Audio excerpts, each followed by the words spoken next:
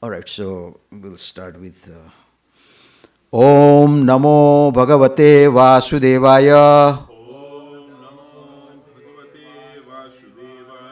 Om Namo Bhagavate Vasudevaya. Om Namo Bhagavate Vasudevaya.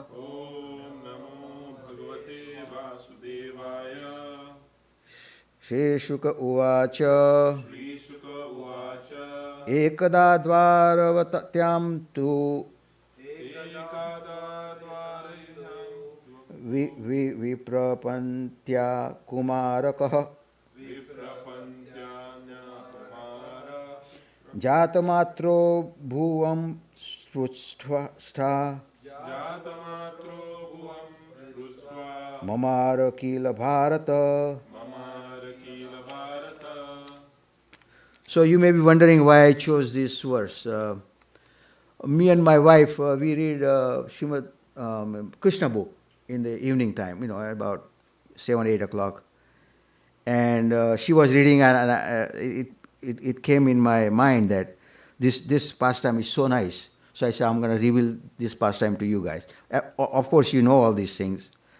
Anyway, but this is very instructive, and we have so many philosophies in our Krishna consciousness, but I guess I took this pastime of Lord Krishna and Arjuna. Okay, word to word translation. Shri Shuka Uvacha. Sukadeva Goswami said, Ekada. This is how it starts. Once. Draravyam. In Dwarka. Two. And Vipra, a Brahmanas, Punyaha, Patniha, of the wife, Komaraka, the infant son, Jata, born, Martra, only, Bhuvama, the ground, Srusva, touching, Mamara, died, Kila, indeed, Bharata, O descendant of Bharat, Parikshit Maharaj. Okay, so translation. Sukadeva Goswami said, once in Dwarka, a Brahmana's wife gave birth to a son, but the newborn infant died as soon as he touched the ground of Bharata. O Bharata. Purport. In this chapter, Lord Vishnu has been glorified as the Supreme Godhead. Now, Sukadeva Goswami is going to identify Lord Krishna with that same personality of Godhead by describing another pastime of his, one which highlights his equal divine characteristics. Now, when Sukadeva Goswami said Lord Vishnu has been glorified here, so in this previous, in this 89th chapter, in previous there was a story about Bhrigu Muni and all the sages. They got together and they wanted to decide, hey look, there are Lord Brahma, Lord Shiva and Vishnu. Who is the greatest? Who is the worshipable? Who is the greatest among the all these three tattvas? So somebody said, oh, it's a Lord Brahma, somebody said Lord Shiva, and somebody said Lord Vishnu, and then everybody has different opinions. So they appointed Bhrigu Muni to find out. You find out who is the best one from these three. So now Bhrigu Muni has this big task of deciding who is better than this. You guys know about this, right? Or some people? Okay. So to make it short, Bhrigu Muni went out to see Lord Brahma, and he made a mental offense, meaning He didn't pay any obeisances. Now, if you go to see your father, right, and Pitaji, it's not etiquette, you know. So, but purposely he did this offense. And Lord Brahma was so angry, but he just kept himself. Yes. Okay. Okay, so now he found out that Lord Brahma was very, very angry, you know. Okay. So now he went to Lord Shiva in Kailas. And he did a verbal offense, meaning he said something. He said, you stay in crematorium and put all the ashes. I won't even hug you. So, oh my God. You know Lord Shiva, right? Anger right away. Rudra. So, he was about to kill him. Just by verbal offense. But Parvati said, no. Just cool down, you know. Wife always saves somebody, right? Wife always saves you in some danger. So she did. And then Bhrigu Muni thought, oh my goodness, this Lord Shiva is something. Okay. So now he went to Lord Vishnu. In Vishnu Lok, I think. Yeah. And then he was lying on a nice bed with Parvati, with Goddess of Fortune. Lakshmi Devi, yes, Goddess of Fortune, yeah. Serving him. And then he came and guess what? He did the physical abuse. He kicked his chest. My God. Now, we all know this is a test, but still, you know, it's very offensive. And then Vishnu got up and said, Oh, Brahmana, what happened? My chest is so hard. Maybe you get some kind of bruise or something in your something happened to your feet. So he said, let me see. Let me make it nice for you. And Bhrigu Muni was so ashamed. But like I say, he was appointed to do all this thing. But he really made a big offense by kicking Lord Vishnu's heart, you know, in chest. So then Bhrigu Muni almost cried and said, my Lord, I was just testing and I'm sorry, very sorry. But Goddess of Fortune didn't forgive him. Vishnu said, don't worry about it. But Goddess of Fortune, Lakshmi Devi said, no, I won't reside in wherever the Brahmanas are, you know. So usually the Brahmanas are poor, you know. And so maybe that's one of the reasons, I don't know. And we said it's your fortune, but this is also a concern, you know, about this. So then the rishis got together and said, now, Bhrigu Muni, what happened? He said, it was a very hard job for me to do it, but Vishnu is the best. So this is where it says Vishnu is the best. And now this is second incidence now that how Vishnu is the best. So the story goes on like this. Once there was a Brahmin in Dwarka. And I guess we can read also, that way this will be better. Okay. We'll just read the translation.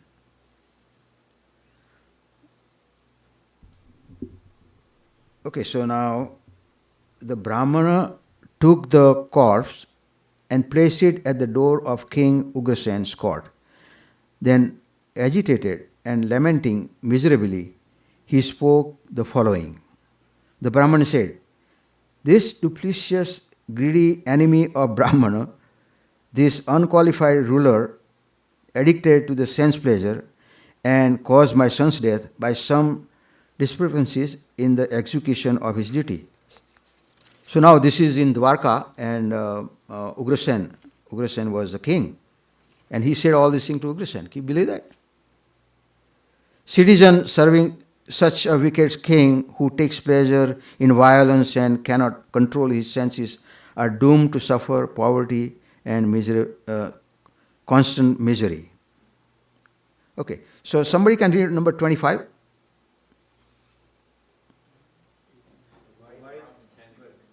wise Brahmana suffered the same tragedy with his second and third child. Each time he left the body of his dead son at the king's door and sang the same song of lamentation. Okay, next. When the ninth child died, Arjuna, who was near Lord Keshava, happened to overhear the Brahmana lamenting. Thus Arjuna addressed the Brahmana, "What is the matter, my dear Brahmana? Isn't there some lowly member of the royal order here who can at least stand before your house with a bow in his hand?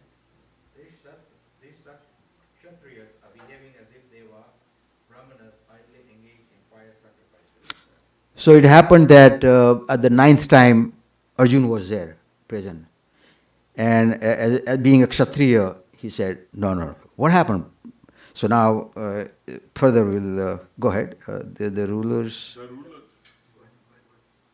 The rulers of a kingdom in which Brahmanas lament over the lost wealth, wives, and children are merely impostors playing the role of a king just to earn their livelihood. So this Brahman is lamenting and saying all these things. Prabhu, you got the verse? He got it. You got it? Okay, good. Okay. Next, please. My lord, I will protect the progeny of you and your wife, who are in such distress, and if I fail to keep this promise, I will enter fire to atone for my sin. So Arjun here, very brave. If I don't keep my promise, I'll enter into the fire. Okay, next. The Brahmana said, "Neither Sankarshana, Vasudev, Pradyumna, the best moment, nor the unequal warrior Aniruddha could save my sons. Then why do you naively attend a feat that the Almighty Lord of the universe could not perform?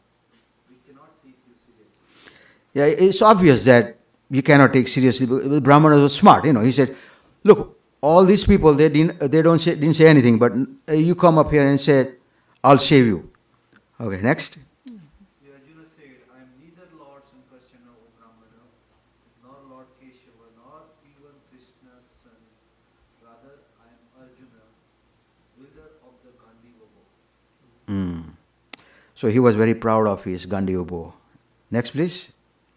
Do not minimize my ability, which was good enough to satisfy Lord Shiva. O Brahmana, I will bring back your sons, dear master, even if I have to defeat death himself with my hand. So everybody knows that he had that Pashuta Astra given by Lord Shiva. And Arjun was very proud. He said, I'll bring it back. Okay. Thus convinced by Arjun, O tormentor of enemies, the Brahmana went home, satisfied by having heard Arjun's declaration of this process. When the wife of the elevated Brahmana was again about to give birth, he went to Arjun in great anxiety and begged him, "Please, please, protect my child from death." After touching pure water, offering obeisance to Lord Maheshwara, now notice this, Maheshwara, that's Lord Shiva, and recollecting the mantras for his celestial weapon, Arjun strung his bow, Gandiva. Alright, so Acharya points out that since Brahmana had disrespected Lord Krishna, Arjun tactfully offered his obeisances instead of Lord Shiva, obeisances instead to Lord Shiva, who had taught Arjuna how to use the mantra of the Pashupat weapon. Now here, Arjun is just taking it easy and he's just thinking, he's my friend, Krishna is my friend, so. And he didn't think much about Krishna, and which is not right, but he thought about Lord Shiva. So we'll find out what happened then. Okay, next, please, somebody. What was Number 37. 37, yeah. Fenced in the Arjuna house fenced. where the birth was taking place by shooting arrows attached to various son of Pritha constructed a protective cage of arrows covering the house upwards, downwards, and sideways. So he covered everything. Next. The Brahmana wife that then gave birth, but after the newborn infant has been carried for the third time, he suddenly vanished in the sky in the sixth sun body. So now this is the 10th son. Oh my God. The Brahmana then derided Arjuna in front of Lord Krishna. Just see how foolish I was to put my faith in the bragging of a unique. When neither Pradyuman, Aniruddha, Ram, that means Lord Balaram nor Keshava can save a person, who else can possibly? So Brahmana thought he made a mistake by keeping faith in Arjuna. Oh, this is heavy. The hell with the liar Arjuna, to hell with the brackets bow. He is so foolish that he has deluded himself into thinking he can bring back a person whom destiny had taken away. So Brahmana was smart. He said, look, all these people, they are, Krishna is the Supreme Personality Godhead, and he didn't say anything, and now Arjuna, so I made a mistake by keeping faith in Arjuna. Okay, so while the wise Brahmana continued to heap insult upon him, Arjuna employed a mystic incarnation to go to once to Samyamini, the city of heaven where Lord Yamaraj resides. So here is some kind of yogic power also. Yeah. So he went all these places. He went to cities of Agni, Nirutti, Soma, Vayu, and Varuna. With weapon at the ready, he searched throughout all the domain of universe. Can you believe that? Arjuna had the power to went all the places. So now he was ready to enter in the fires of Krishna. Says, no, stop. Krishna stopped him and spoke him as follows. The Lord Krishna said, I will show you the Brahmana's son. So please don't despise yourself like this. This same man who criticizes us will soon establish our sproutless fame. So in Krishna book, Prabhupada describes very nicely. He said, Arjuna was a friend of Krishna, and if something happens to Arjuna, then everybody blames Krishna, right? Hey, look, what did your friend do? So, being a Supreme Personality of Godhead himself, and he said, Arjuna, please don't do it, because look, if something happens to you, some people will talk about me. So he stopped him. He said, okay, now you and me will go together to find out where the Brahman's sons are. So now he asked for the chariot, and the chariot came from Vaikuntha.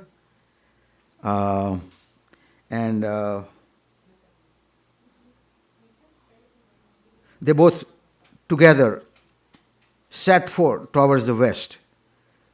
The Lord's chariot passed over the 7 islands of the middle universe. That's where we live in, middle universe. Each with its ocean and its 7 principal mountains. Then it crossed the Loka boundary and entered the vast region of total darkness. Now this is where 5th canto comes in. 5th canto describes all this planetary system, and this is one of my favorite subjects. And there is a book by a devotee from Chowpatty Center. He wrote a book, and I kind of follow that book. Oh yeah, right here. And I wrote down some description a little bit here and there. So now, the dweep we live in, what do you call that dweep?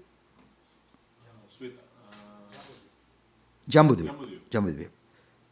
Jambu means all that fruit. Remember jambu? Because we have so many jambu trees here. It's called jambu vrat. No, Jambudweep. And in Jambudvip there are nine verses, uh, verses. And Bharatvarsh is one of them. It's located, you can imagine the round Jambudvip. Okay, so in the middle there is a big golden mountain.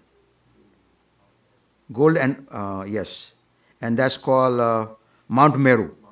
Mount Meru. Okay.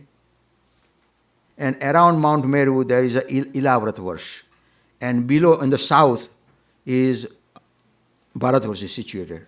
South from the third one. So we are right at the bottom, and there is a saltwater ocean. So this Jambudvip is all covered by, surrounded by saltwater ocean. The next come Plaksha Dvip, Plaksha, and surrounded by sugar cane ocean. Then comes Salmali Dvip, and surrounded by liquor ocean. Then comes Kushadvip, surrounded by liquid ghee. Can you imagine liquid ghee? No problem, liquid ghee. Kronch Dvip, that's surrounded by clarified butter. Then comes sixth one comes Shakadvip, surrounded by milk ocean. And finally, seventh one, Pushkaradvip, surrounded by tasty water, very clean water. Then after that, there is a land of gold and diamond, and then there is a space called Loka Mountain. Loka Aloka. Because it separates from local living entities to the Aloka, there is uninhabited. And then there is a free space.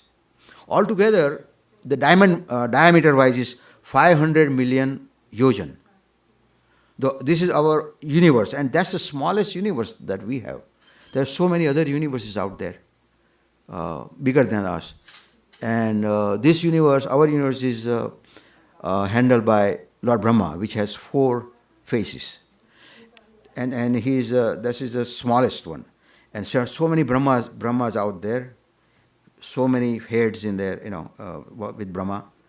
So you can imagine that this is one universe, and as I described, is 500 million yojan diameter.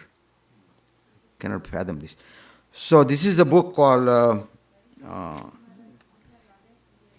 as I said, let's see, by Pavaneshwar Prabhu from Bombay Chapati.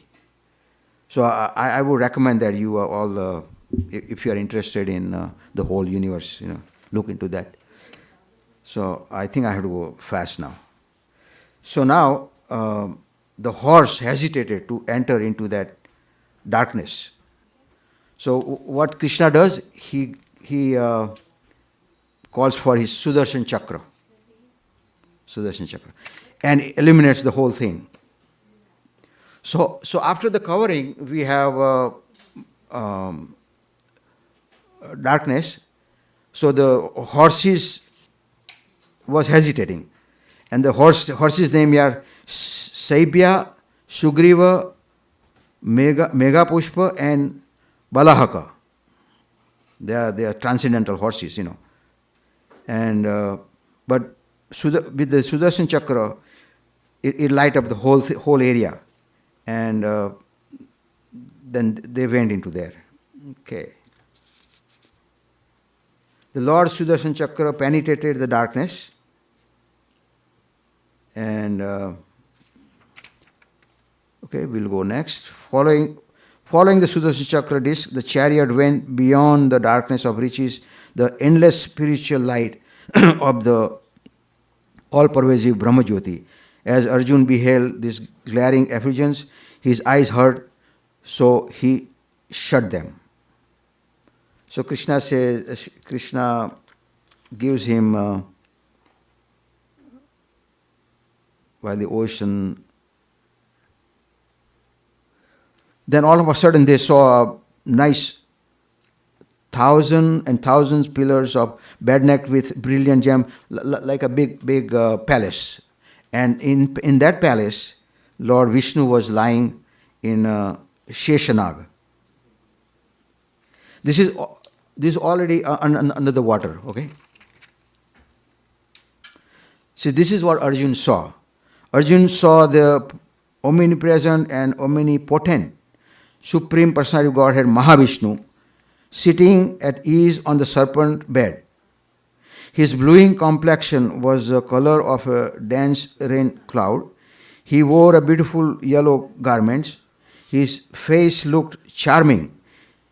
His broad eyes were most attractive, and he had 8 long, handsome arms. 8 arms. His profuse locks of hair were bathed on all the side in the brilliance reflected from the cluster of precious jewel decorating his own earrings. He wore kasub jewel, it's called money, mark of Srivasa on and garland of forest flower. Serving that topmost of all lords were his personal attendants, headed by Sunanda and Ananda, his chakra and other weapon in their personified form. His consort potencies Pushti, Shri, Kirti and Aja, all his various mystic powers. So you can see the reason I read this, because you can see the opulence of Lord Vishnu. So much of it. Srila Prabhupada ki jai. So much opulence there. And Arjun was struck with, he was really struck with wonder. So we can meditate upon these things, how Lord Vishnu lives, I mean, Lord Vishnu is just, as we know from Brahma Samhita, part and parcel of Krishna. So you can imagine Krishna's opulence. Okay. So now, Krishna paid obeisances to Lord Vishnu, and so Arjun also did that. Now this is the secret now. Lord Mahavishnu said, I brought the Brahmana's son here because I wanted to see 2 of you, my expansions, who have descended to earth to save the principle of religion. As soon as you finish killing the demon who burdens the earth, quickly come back here to me. So as we know that Lord Krishna and Arjun, here is the next verse, he says, although all your desire are completely fulfilled, O best of exalted personalities, for the benefit of people in general, you should continue to exemplify religious behavior as says Nar and Narayan. So this is where Nar and Narayan, incarnation of Krishna, they are in Badrikashram, and they are still performing their austerity over there. Thus instructed by Supreme Lord of the topmost planet, Krishna and Arjun ascended by chanting Om, and then they bore down to Almighty Lord Mahavishnu. Taking the Brahman's son with them, they returned with great delight to Dwarka by the same path along which they had come. There they presented the Brahmana with his son, who were in the same infant bodies in which they had been lost. So they came back now. And then here Krishna's, having seen the domain of Lord Vishnu, Arjun was totally amazed. He concluded that whatever extraordinary power a person exhibits can only be manifested by Sri Krishna's energy. Now here we have to, we can talk about a little bit about why Arjun was misled and pay obeisance to Lord Shiva first. So we all make mistakes like this, Sometimes we have people say, oh, Ganapati is so great. Okay, so then it goes in your brain and say, okay, yeah, next time I'll remember Ganapati. Then somebody said Lord Shiva, Lord Brahma, and so we cannot make a mistake like this. Like Arjun made a mistake for us, so we don't make that mistake. So Krishna is always Supreme Personality Godhead. He will always Krishna himself. Nobody can take his position. And if we compare Krishna with somebody else, that's an offense. That we chant 10 offenses every morning. So never make that mistake. Never think that, oh, okay, I'm going to take shelter of this person or that devata and will be all right. No. They all get energy from Krishna. We know from Bhagavad Gita, right? They all get the energy, Shakti from Krishna, and Krishna, and they gives us. So why not go directly to Krishna? All right, so now we can a little thing to say about Back to Godhead magazine. Everybody gets this Back to Godhead magazine, or anybody else? So please subscribe that, because we need help from devotees. I'll give you address or whatever, so you can subscribe. So now in this one, there is a article called "Pause for Prayer," by Lord Nrsingadev by Prahlad Maharaj. This is very, very interesting. So maybe 5 minutes I can read a little bit. Please pay attention, okay? This is Prahlad Maharaj say, O Great One, O Supreme Lord, because of contact with displeasing circumstances and separation from pleasing circumstances, one is placed in a most regrettable position. We feel good, we feel bad. You are in a most regrettable position. On heavenly or hellish planet, as if burning in the fire of lamentation. I can equate myself, firing in lamentation. Sometimes joy, sometimes very sorrow. Although there are many remedies by which to get out of miserable life, any such remedies in the material world are more miserable than the miseries themselves. Therefore, I think that the only remedy is to engage in your service. Very important. Prahlad Maharaj point out our path for us. Only remedy is to engage in Krishna's service. Kindly instruct me in such service, O Lord Nrsingadev, by engaging in your transcendental loving service in association with the devotees who are liberated soul. I shall become completely uncontaminated by the association of three modes of material nature and be able to chant the glories of your Lordship, who are so dear to me. I shall chant your glories following exactly in the footsteps of Lord Brahma and his disciplic succession. In this way, I shall undoubtedly able to cross the ocean of nations. Very, very nice information or instructions by Prahlad Maharaj. He further says, My Lord Nrsingadev, O Supreme, because of a bodily conception of life, embodied soul, neglected and not cared for by you, cannot do anything for their betterment. Whatever remedies they accept, although perhaps temporarily beneficial, are certainly impermanent. For example, a father and mother cannot protect their child, a physician and medicine cannot relieve the suffering patient, and boat on the ocean cannot protect a drowning man. So 3 examples is given. Nobody can protect anybody. Then Prahlad Maharaj says, My dear Lord, now I have completely experienced concerning the worldly opulences, mystic power, longevity, and other material pleasure enjoyed by all living entities, from Lord Brahma down to end. As powerful time, you destroy them all. Therefore, because of my experience, I do not wish to possess them. My dear Lord, I request you to place me in touch with your pure devotee and let me serve him as sincere servant. So this is what Prahlad Maharaj wants.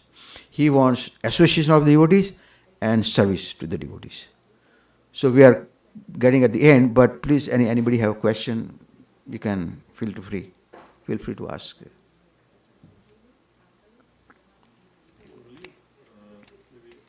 one thing which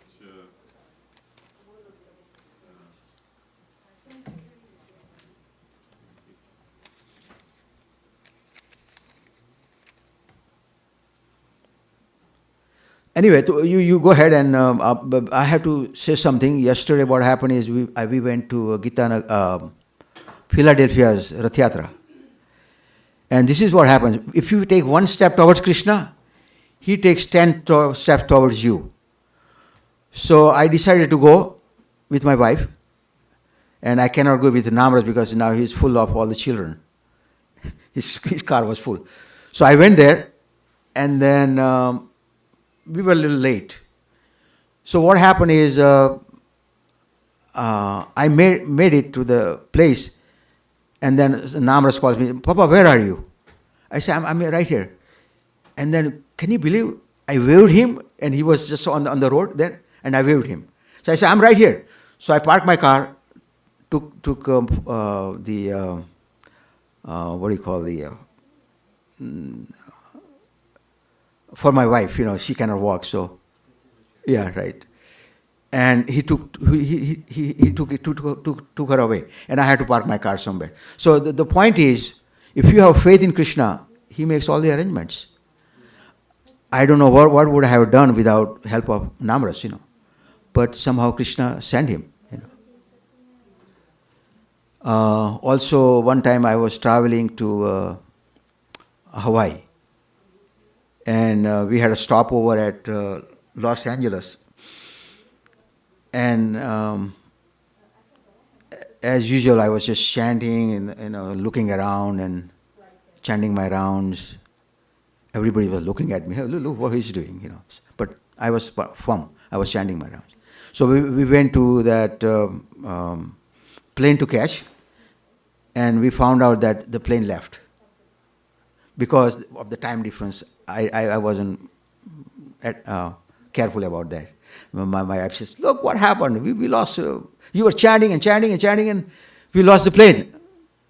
So I went there anyway to that person who was in charge. I said, hey, look, we have to go to Hawaii.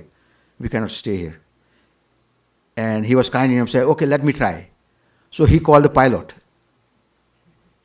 And guess what? This pilot never turned around. And he turned around and took us along with our meal and everything. So Krishna takes care of you. I was so much humbled by that experience. And then later on, while we are talking, this pilot never comes back or never replies anything. But so this is all Krishna's arrangement. So always take steps towards Krishna, and he will make it all right. Thank you very much. Hare Krishna.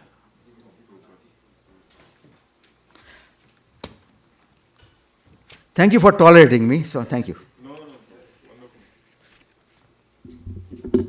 Hare Krishna. Prabhu, that happened to me this morning. I was saying to Krishna, I want to come to Mangal Aarti, but I can never get up. Right. So I got up at almost 7 o'clock. Right. And I'm thinking, I don't know, is it still going on? And the Srimad Bhagavatam is going on, go. So Very good. Krishna, I took one step.